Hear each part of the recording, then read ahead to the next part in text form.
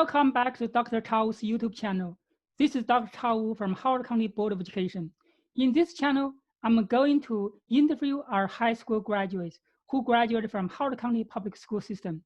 I want them to share their experience, their challenges, their achievement, and their advice for our incoming high school students. This YouTube channel will focus on student voice and student experience. I hope the interview will help you, both our parents and students, to navigate through the high school life. Today, we are going to interview Miss Ambika Siddabathula. She graduated from Rural Hill High School in 2019. She's now attending New York Institute of Technology, and she's on a 7-year medical doctor degree. Ambika was a student board member between 2018 and 2019. So welcome, Ambika. Thanks for taking the time speaking with me. Can you have a short self-introduction? So good afternoon, everyone. Thank you so much, Dr. Wu, for this wonderful opportunity. My name is Ambika Siddabathula, as Dr. Wu said, and I'm a proud HCPSS alumni. I've attended HCPSS schools for 13 years and attribute where I am today to the dedicated teachers, staff, and Board of Education. Their commitment to my academic growth and personal growth has amounted to the skills and the priceless lessons that I've ascertained over the years. I've attended a countless number of HCPSS schools, including Clemens Crossing Elementary School, Worthington Elementary School, Clarksville Middle School, River Hill High School, alongside the Application Research Laboratory, where I graduated in 2019.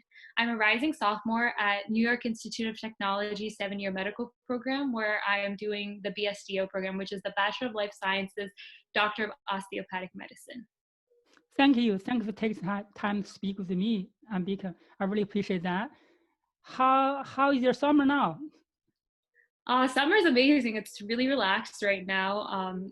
We actually started a small company. It's a campaign called Zero to Infinity, which is looking at holistic lifestyle and mental and physical well-being. We are a social media platform right now, but we're looking to expand it to a web-based platform, which I'll be talking more about later. But it's been relaxing. Sure, thank you. I will get the links, put it below the video, and people can see that. Thanks. So my first question for you, what was the most difficult challenge for your senior year? How do you overcome that? So senior year was undoubtedly one of the most challenging years, but rewarding at the same time. My position as student member of the Board of Education, coupled with the completing college applications and the grueling school workload and dance, made it be really stressful and ambiguous at times. But this helped me create more discipline and structure to my everyday lifestyle and have a more proactive mindset. I started to be more organized and worked consistently and built a work ethic that made sure that I was able to look at every single aspect of my life with the same passion and commitment. Even though it was hard at times, I believe that senior year was definitely my antidote to procrastination and prepared me for college. I had to make sure that I was able to balance so many things and put my best foot forward in all of them. So this really kind of showed back in college when we have so many things that we delve into, whether it be clubs, whether it be our academics, and we have to do our best in all of them, mostly when we're in such a rigorous field like medicine. I started to enjoy and look forward to every single aspect as they were so different from one another. And it was just really fulfilling, just knowing that I was able to do not just one thing, but 4 things at the same time and do them with as much passion as I can. I remember one of the biggest highlights from senior year was definitely working through my grueling workload of just being a senior and then going to see the students at schools and just listening to their refreshing mindsets and their perspectives on some of the topics that we have going on at the board, and just listening to their perspectives. And this taught me the importance of listening and learning, because that's how you grow as a person and that's how your knowledge starts to develop as well. Thanks for sharing that. So as a student board member, how do you like it? Definitely. So being a student board member was one of the most fulfilling aspects, and I would do it over and over again, hands down. There were so many things that we focused on when I was on my tenure. We focused on destigmatizing mental health, which was one of the biggest parts of my platform. We focused on highlighting each and every single part of what makes each school unique, because there's such a stigma within our school system that certain schools are better than other schools, and that's not the case. We have so many we have valid teachers at our school system, and it's honestly what the students make of the school that makes them successful or not.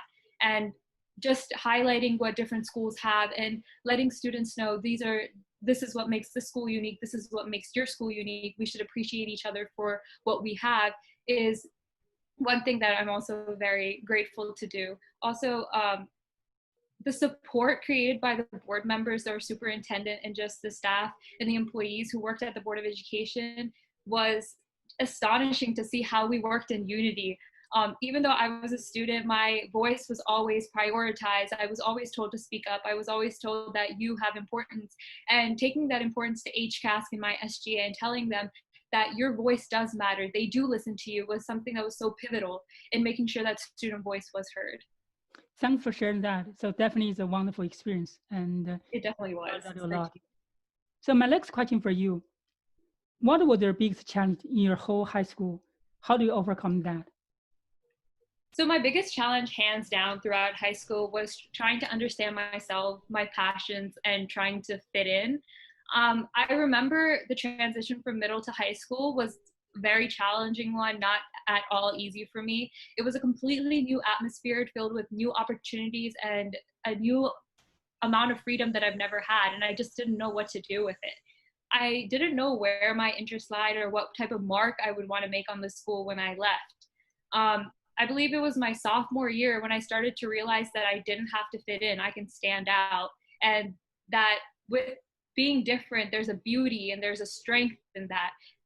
It's important to be our authentic self and to make sure that we do not compromise who we are or contain who we are just to make others like us.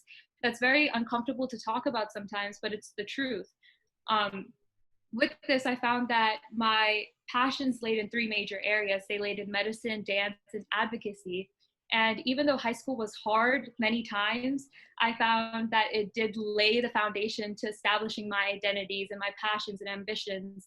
And it laid the foundation to who I am, making me a stronger person and more resilient to the opinions and challenging my morals and my values. I was able to stay strong through all of that just because of the character that high school built within me. Throughout high school, because of this journey, I was able to get involved in so many things, including SGA, HCAS, SMOB. I was on the student government at the Application Research Laboratory and served as their student ambassador as well. Thanks for sharing that. So be ourselves, grow ourselves, right? Yes. Just something for our high school students, think about it. And where's like your passion, where are your interests? And then motivate yourself and find something you feel interested in and challenge it as well. Exactly. So I found that most of the times when I was in high school, in the beginning, I would just go with the flow. Like my friends would be like joining some club, I would be like, oh, why not? And I'll join it. And I found like at the end of my freshman year, all the clubs that I joined were just not my interests at all. They were my friends' interests. They were just things that were being told to me. And I was like, wait, what am I doing? I didn't understand. I didn't like it. I didn't enjoy what I was doing. So I started to realize that even though my friends might not be going that path, it's okay for me to divert from that and go another path. And that's what makes you unique. And it's so interesting how if you might be thinking you're diverging from a group, but it just makes you stronger. Your differences that you have in a group make you stronger and make you bond more with one another. I see. It's kind of interesting. It's kind of the little peer pressure, right? When you join a club, your friends ask you don't know how to like decline, and then you just join them, right? But eventually you need to figure out yourself, right? Mm-hmm. Where exactly your own interest lies. So my next question for you: in your high school, did you ever experience cyberbullying or bullying, or your friend experienced that? How did they overcome that? I wouldn't say particularly in high school, but I've experienced bullying in different sense. I haven't experienced cyberbullying. I don't know anyone who has, but I've heard of the traumatizing stories that come out of either going through bullying and cyberbullying, and it does have a very bad impact on our mental health. School is supposed to be a place where we are able a safe place for all students, and they shouldn't feel as though they're being attacked, or they shouldn't be scared to come there. I remember when I was being bullied, it was like in elementary school, middle school, it was because of my skin color, my ethnicity, my how I portrayed myself, and just as being an Indian classical dancer and what that brought to the foreground. And this whole entire idea of bullying should be taught more in our education, in the sense that we should not be bystanders. If we see something going on, we should be able to report it. And this is easier said than done. Honestly speaking, watching the situation unfold, we are as scared as the person who might be going through it, and that's okay. You can internalize that feeling, but we need to know that it's important for us to speak up, because if we don't speak up, who's going to speak up? Mm-hmm. Also understanding that you're not alone. If you're going through bullying, you're not alone. I know how much of an impact it has on your mental health. It has on your own identity. You start questioning yourself. You don't understand what's going on, but you always have people to talk to. Even though you might feel isolated, remember that you can reach out for help. There's so many adults who want to help you and love you, and don't let that bring you down. We know how traumatizing it might be, but you always can open up to someone. There's so many resources you have, and it's just important to reach out. Thanks for sharing that. I feel sorry what you experienced in the elementary school and middle school, and fortunately, you grow over that. But I just want to remind our audience. So if you ever experience that, or your friend experience that, try to seek help.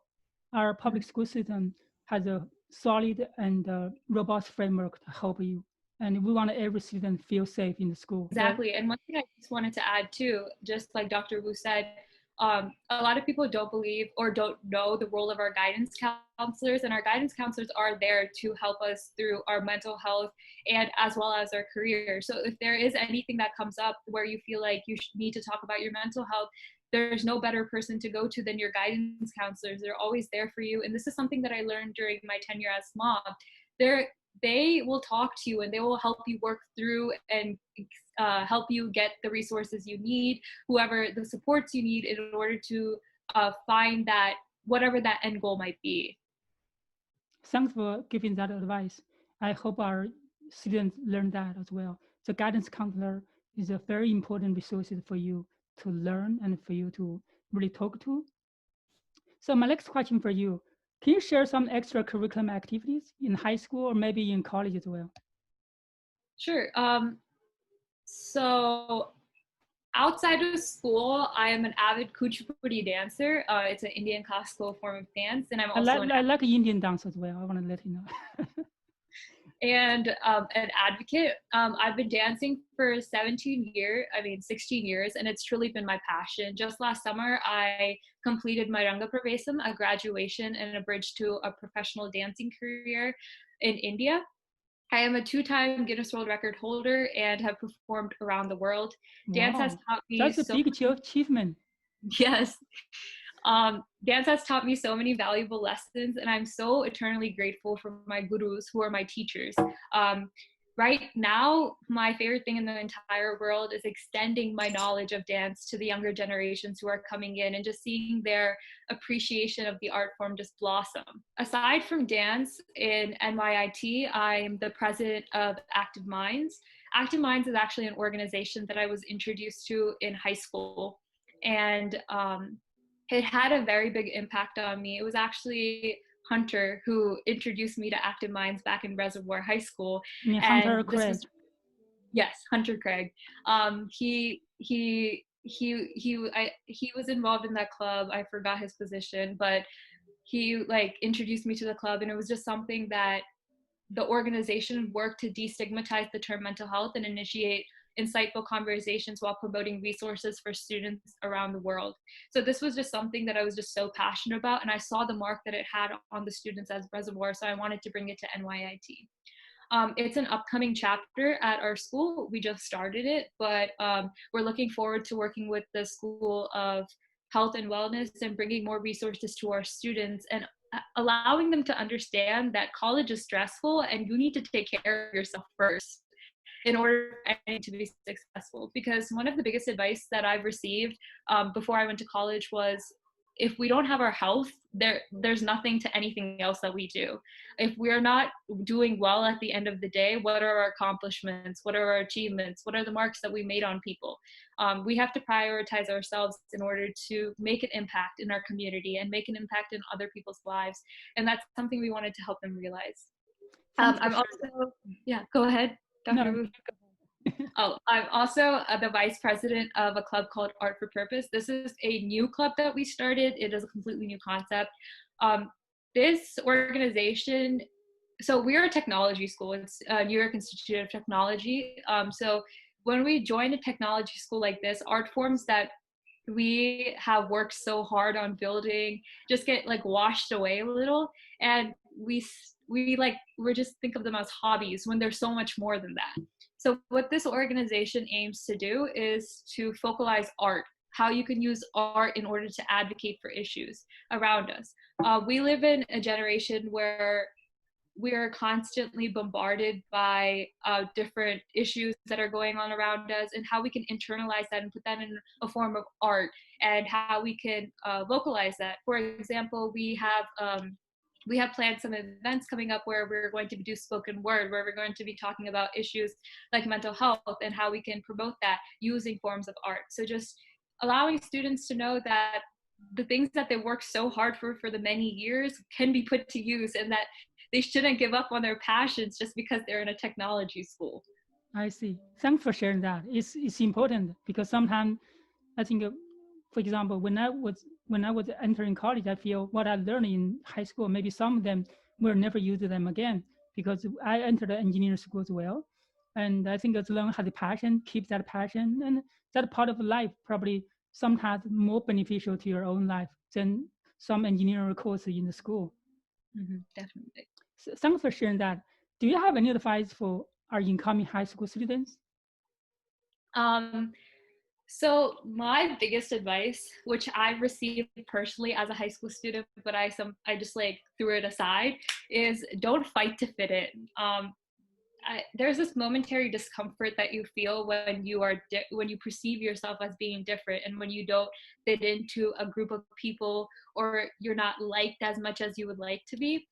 But understand that your strength comes with you, your uniqueness, your individuality, your authenticity, and you should never give that up for anything in the world. I believe that once you step out of high school, you'll realize how important you are as a person, how just important your way of thinking is. And when you step out of thinking collectively with the whole entire group and you think individually, you'll understand your passions, your ambitions, your commitment, what you want to do, where you want to go. And with this, I just want to ask everyone, like this has completely changed my life, which is define what success means to you early on. Success is such an ambiguous term. Does success mean seeing the people around you happy? Does success mean making a 6-figure salary? What does that mean to you? Does success mean maybe getting your degree, seeing yourself in the career that you wanted? What does it mean? Because when you're able to write down what success means to you, you have a clearer goal of what you're working towards. We constantly say, oh yeah, he's so successful, she's so successful, they're so successful, but what does that even mean? So breaking that down for you and devising a plan on how you're going to get to that success, whatever that means to you. Write down what you're going to do every single day, or like what you want to accomplish by the end of the year. And something that's really helped is there's something called scripting and manifesting. So this is an idea where you act like you've already done it. If it's, for example, if you want to eat healthier, let's say, then you're going to write out a whole entire script where you already ate healthier, and you're going to write how you feel when you've done this, when you haven't done it, but you're just manifesting the idea and you're visualizing it. There's so much power to just visualizing and manifesting the idea, because it will become your reality. Very interesting idea, because for me, I think defining success is not easy. It's never easy as well. Like to be a good board member, to finish the project on time and my boss like it, or to raise 2 really happily young children, right, and have a happy family. Nothing is easy, I would say. That's true. That's true. Not easy. Thanks for sharing that. And so why you choose New York Institute of Technology? Why you choose doctor degree as your major? How is your college life right now? So my college life is amazing. It's a good balance of staying up all night, studying, and like having fun. College is just an amazing balance of to make it. But I believe that the reason I chose to be a doctor or chose to go to New York Institute of Technology to pursue that career was because of that unique academic experience that I had when I was in high school. Um, I was a student at the Application Research Laboratory, and I totally, completely, like, you could quote me on this, whatever, believe that this was the key to my success when it comes to my career in college. More than the school being just a school or an academic enrichment center, it was more like a family to me. I started this as a sophomore in the dual enrollment cybersecurity program, where I took career and research development 1 and 2, but then I took with Miss Siddiqui, and she's the most amazing role model that I've ever had in my life. And she taught me pivotal skills and interpersonal skills that I can take into the work environment. But then I soon realized that cybersecurity wasn't for me. I wasn't built for it. That wasn't my forte. And then I wanted to continue pursuing my passion in science. So I joined the Biotechnology Career Academy with the wonderful 3 teachers, Miss Walker, Miss Kelly, and Miss Donahue, who broke down very, very difficult concepts that we learned in sophomore and junior year of college into a high school curriculum, where we talked about very high level concepts as well as lab skills, practical skills, ways that we can get involved in science, and just ways that these are used in biotechnology. A small snippet of our curriculum just included some pretty big words, including bioinformatics, streaking for isolation, polymerase chain reaction, gel electrophoresis, Western blot, SDS page. It was just so complex that when I was applying for college, they were like, what, you've already done all of this? What are you talking about? And that lab manual that we wrote in throughout the year acted as a cornerstone to really paving that path, because I had all the labs already done that we were doing in college. And that was something that I'm so eternally grateful for. And then also that those key skills that I've taken into college, those have taught me that even if you don't understand something in the beginning and it looks so daunting to you, the only thing you have to do is get started. Once you get started, you'll understand one thing, then you'll understand another thing, and you'll start connecting the dots yourself. And that's just something so powerful with the human mind. You just need to start. Something might seem daunting, but you can do it. Thanks for sharing that. So it seems HCPS has built a strong foundation for you for your college. Definitely. Great to hear that. Do you have any advice for HCPSS, where they can improve and where they can change? So I've definitely grown with the school system as I've been here for all of my life. But the one place that we have made strides in, but we have to continue making strides in, is mental health, and bringing more resources to students and creating a safe space for all students when it comes to catering to mental health. Mental health is in our curriculum when it comes to our 9th graders, or like the health curriculum, but we should integrate it starting from an elementary school age, so that when we talk about mental health, when we talk about mental illnesses, it doesn't come as a surprise and there's not that much of a stigma. We should continuously talk about mental health as much as we talk about physical health. It should be something that's just told to us continuously. And in school, we should have those tough conversations so we can bring them home and have them with our parents. And I believe that change starts from our school and starts from our family as well. So if we teach our students, if we teach our family, our community, that this is something that we need to talk about, this is something that it's okay not to be okay. It's okay. Like, we need to accept each other. We need to build upon each other. If we tell each other that, and if we build upon those fundamentals, we will become a stronger community as a whole. And that comes with our education. Thanks for sharing that. So we want to start that education, mental health education earlier. Make sure it's kind of just very general. People don't feel surprised when we talk about mental health, even when if we start that from young age, right? Yeah, and one of the biggest surprises that a lot of students have shared with me is when they talk about depression or anxiety, there is such a stigma associated with it, and or a pre-notion of what that means, and that shouldn't be the case. Someone shouldn't be looked down upon just because they go to a therapist. We go to the doctor to get our physical health checked. Why can't people go to a psychiatrist or a therapist or a psychologist to get their mental health checked? That those are just some things we should be talking about to our students and our children since we are little, so that it doesn't seem like something new or something off, because it's not. I see. Thanks for sharing that. You have some closing remarks? I just really appreciate this opportunity to talk to you.